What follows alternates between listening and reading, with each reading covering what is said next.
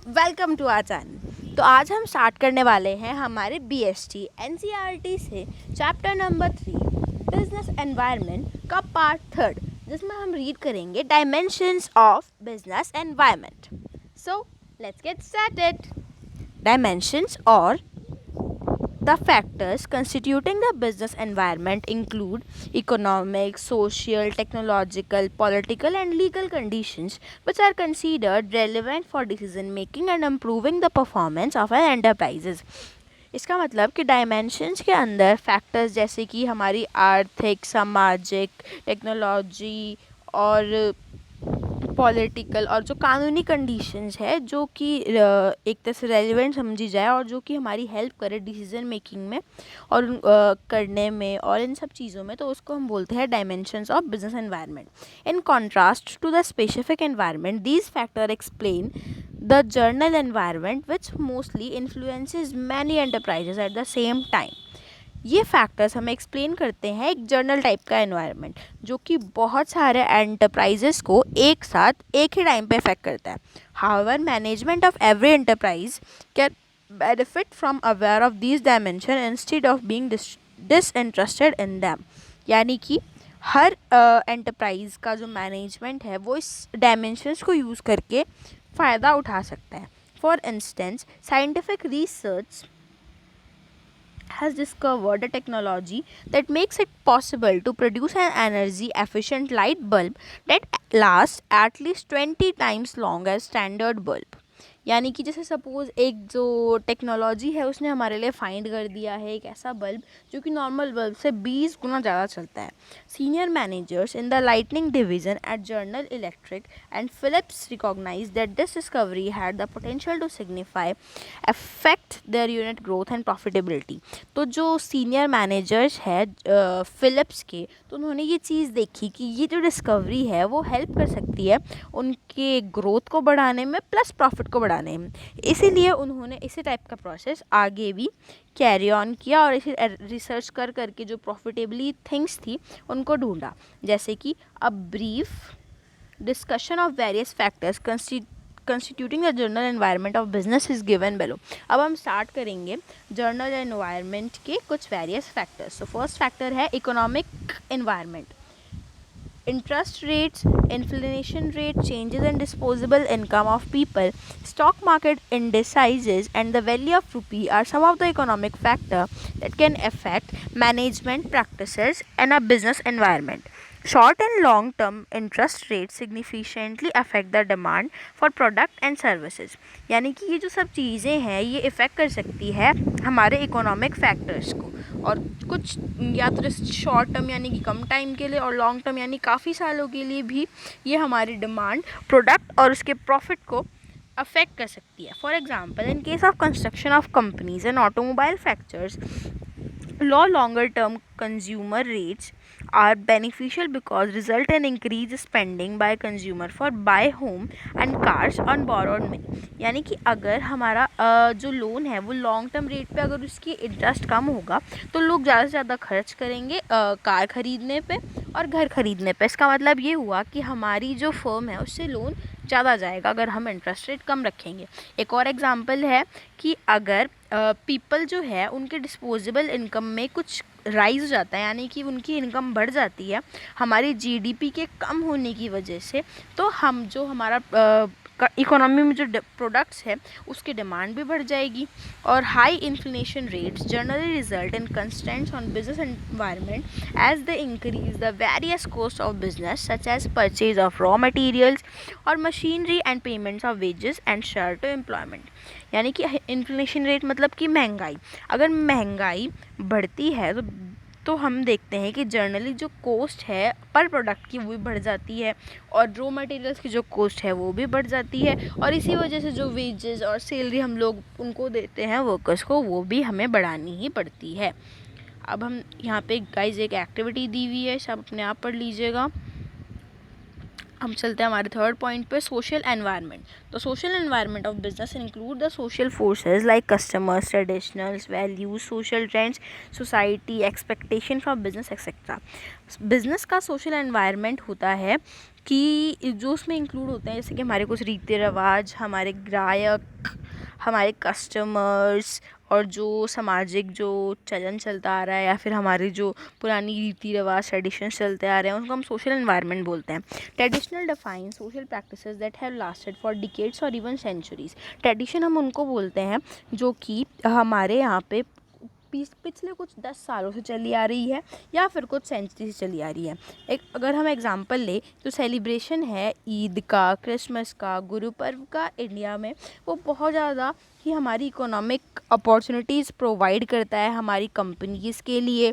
या जैसे कि जो मिठाई बनाने वाली कंपनी है और जो टेलरिंग की कंपनीज़ है, यानी कि जो रेडीमेड गारमेंट्स है, बिकॉज सब लोग मोस्टली नए कपड़े खरीदते हैं, और भी बहुत से जो अदर बिजनेसेस हैं उनको ये ट्रेडिशन अफेक्ट करता है, जो कि हमारे यहाँ पे सालों से नहीं 100 सालों से चला आ रहा है, पता नहीं कितने हज़ारों सालों से चला आ रहा है। तो ये ट्रेडिशंस भी बिजनेस को काफ़ी अफेक्ट करते हैं। Values refers to concept that society holds in high esteem. In India individual freedom, social justice, equality of opportunity and nation integration are example of major values cherished by all of us.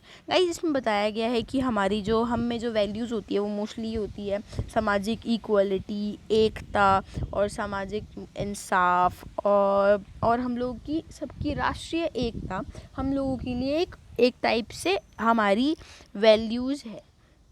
In business term these values translate into freedom of choice in market. अब business term में देखें तो हमें पता चलेगा कि ये जो हमारी वैल्यूज़ है ये हम सबके कस्टमर्स को अलाउ करती है, फ्रीडम देती है, हाँ, कि हमें जो चाहिए वो हम मार्केट से चूज़ कर सकते हैं। अब बिज़नेस की रिस्पॉन्सिबिलिटी भी होती है कुछ सोसाइटी के टावर, तो बिज़नेस की रिस्पॉन्सिबिलिटी होती है कि वो कोई भी एम्प्लॉयमेंट देने के टाइम पे कोई भी वो ना करे, डिस्क्रिमिनेशन ना करे, भेदभाव ना करे। और social trends present various opportunities and threat to business environment. जो हमारे सोशल ट्रेंड होते हैं वो बिजनेस एनवायरनमेंट को बहुत ज़्यादा खतरा पहुँचाते हैं, सच एज़ कि health and fitness trend has become popular among large of urban dwellers.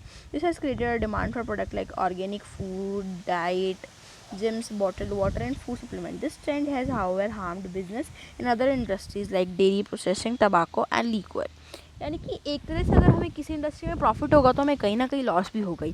जैसे आजकल जो अर्बन एरियाज़ है या जो अर्बन रिच लोग हैं उनके बीच में जो जिम का ट्रेंड है वो काफ़ी बहुत ज़्यादा बढ़ चुका है। तो इसीलिए उनकी जो जिम रिलेटेड प्रोडक्ट्स है जैसे कि प्रोटीन पाउडर, सॉफ्ट ड्रिंक्स और मिनरल्ड वाटर और इन सब की जो फूड सप्लीमेंट है इनकी डिमांड भी बढ़ चुकी है। प्लस कहीं ना कहीं कुछ इंडस्ट्रीज़ को कुछ नुकसान भी हुआ है, जैसे कि डेयरी इंडस्ट्रीज़ को, लिक्वर इंडस्ट्रीज़ और टैबाको इंडस्ट्रीज़ को। अब थर्ड पॉइंट है टेक्नोलॉजिकल एनवायरनमेंट। अब हम पढ़ेंगे टेक्नोलॉजिकल एनवायरनमेंट के बारे में। टेक्नोलॉजिकल एनवायरनमेंट का मतलब है कि हमारे जो एनवायरनमेंट है उसमें साइंटिफिक इम्प्रूवमेंट या फिर नए आविष्कार हम क्या कर रहे हैं हमारी गुड्स और सर्विस को प्रोड्यूस करने में, और उसको हम टेक्नोलॉजिकल एनवायरनमेंट बोलते हैं।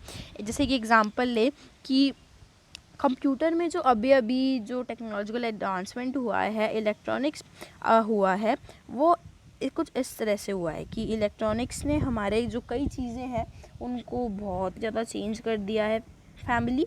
जैसे कि जो कंपनी ने प्रोडक्ट्स एडवर्टाइज़ करती है। It is now common to see CD roms, computerize information kiosk and internet world wide multimedia pages highlighting the virtues of products. यानी कि अभी बहुत ही ज़्यादा कॉमन हो चुका है। हम देख सकते हैं कि हमारे CD रोम कंप्यूटराइज्ड मार्केट में ये है वो है, पता नहीं क्या क्या नए नए इनोवेशंस मार्केट में बहुत ज़्यादा ईजीली अवेलेबल है।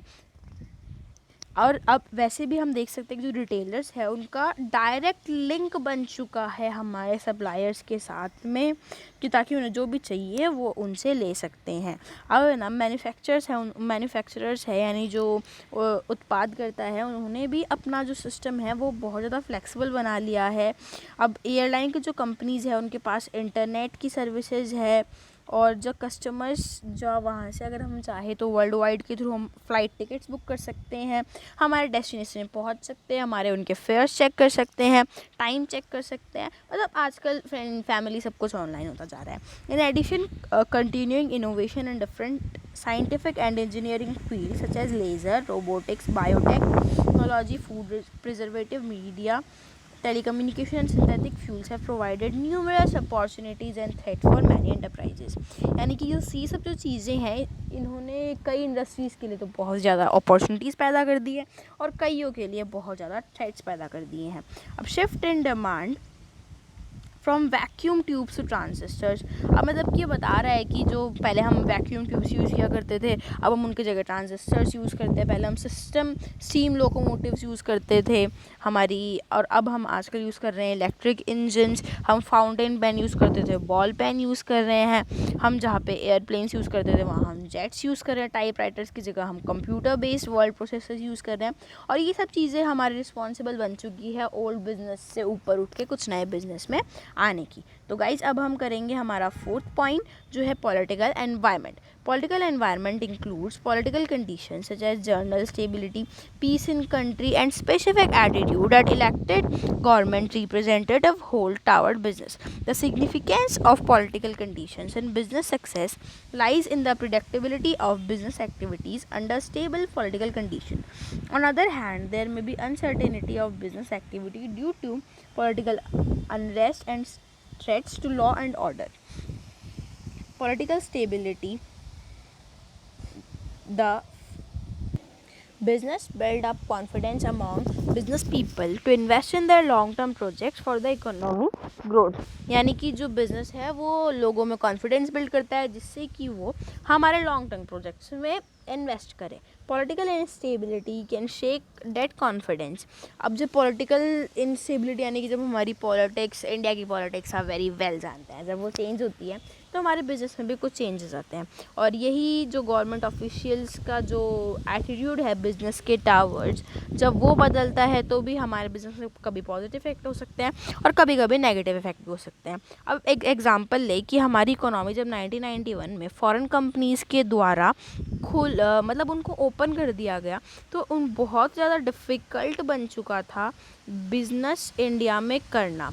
अब कुछ समय तो it took months to process even their application for the purpose. कुछ तो कभी कभी तो ऐसा होता है कि हमारे सिर्फ एप्लीकेशन को डेवलप करने में हमें महीनों लग जाते हैं.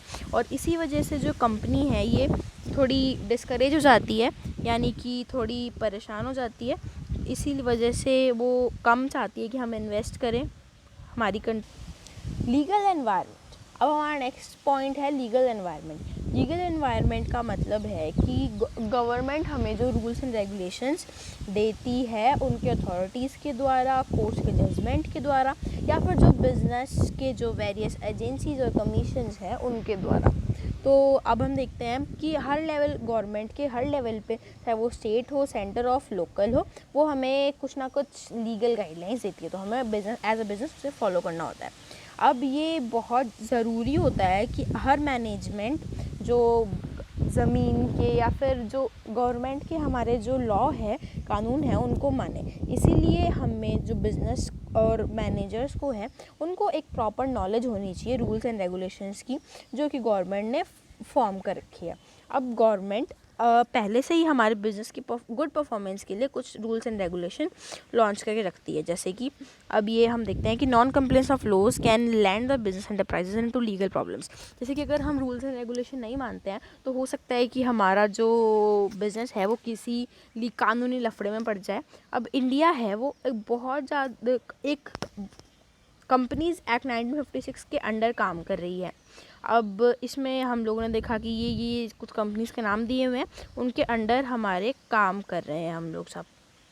And the host of other legal enactments as amended from time to time by the parliament. जो ये जो है कंपनीज़ है इनको time to time parliament change भी कर देती है. अब हम देखेंगे कि हमारी जो लीगल एनवायरनमेंट होती है उसका क्या इफ़ेक्ट होता है गवर्नमेंट पे. तो ये हम देख चुके हैं कि जो लीगल एनवायरनमेंट है उसको हम किस तरह से बोल सकते हैं. अब एक एग्जांपल ले, the advertisement of alcoholic beverages is prohibited. कि हम लोगों ने देखा कि जो एक हमारे जो अल्कोहल है, शराब है, उसका जो एडवर्टाइजमेंट है उसको गवर्नमेंट ने बंद कर दिया है. अब जो एडवर्टाइजमेंट है उसमें भी कुछ ना कुछ गवर्नमेंट लॉज बनाती है. जैसे कि हमारा जो सिगरेट है उसकी जो एडवर्टाइजिंग पे साफ साफ लिखा होता है कि cigarette is injurious to health, मतलब कि हमारी हेल्थ के लिए अच्छा नहीं है। और जैसे कि बेबी फूड जो आइटम है उसके लिए भी पहले जब वो एडवर्टाइजमेंट करते हैं तो वो खुद भी यही बोलते हैं कि मदर्स मिल्क इज़ बेस्ट। मतलब कुछ लॉजिन होते हैं हर चीज़ के लिए, हमारे एडवर्टाइजमेंट से लेके हमारे बिजनेस को रन करने के लिए हमें उनको फॉलो करना चाहिए।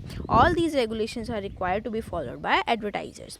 Okay family, bye bye. तो आज का वीडियो हम ख़त्म करते हैं यहीं पे। नेक्स्ट वीडियो में आपको मिलेंगे और हम पढ़ेंगे इकोनॉमिक एनवायरनमेंट इन इंडिया। उसके बाद में हम आपको प्रोवाइड कर देंगे बीएससी की कुछ केस स्टडीज़ प्लस बीएससी के सुपर डुपर नोट्स, जिसके बाद में आपको कुछ भी पढ़ने की ज़रूरत नहीं है। पर बिफोर एनसीईआरटी आप ज़रूर पढ़ लीजिएगा। और अगर इससे पहले कि आपने हमारे पार्ट फर्स्ट और पार्ट सेकंड नहीं देखे हैं तो उन्हें भी देखिएगा। If you like us, please like, share and comment below to tell us which further topic you want, and if you have any doubts please ask us. Okay then, bye family.